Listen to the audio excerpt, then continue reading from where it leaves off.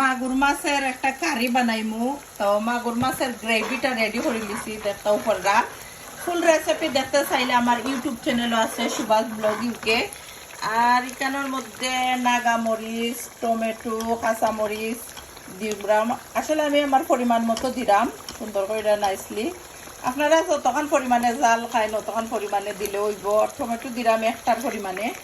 তো মাছের মধ্যে দিলে নাইস একটা ফ্লেভার আয়। আর এখানের মধ্যে মাগুর মাছের সুন্দর হইয়া দুই আর কিলিছি কল্লা, দুইটা মাগুর আসলে রানরাম।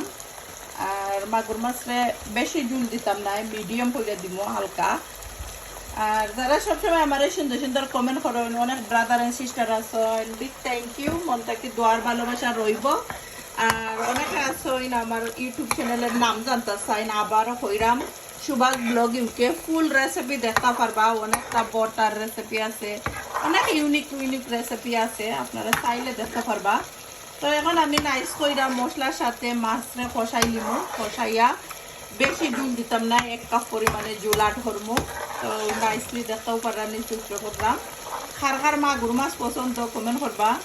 আর আমিও অনেক দিন পরেও লন্ডনে বেশি একটা জানে আনি ইলা নাই, বানানি লাগে, হাট জব আছে।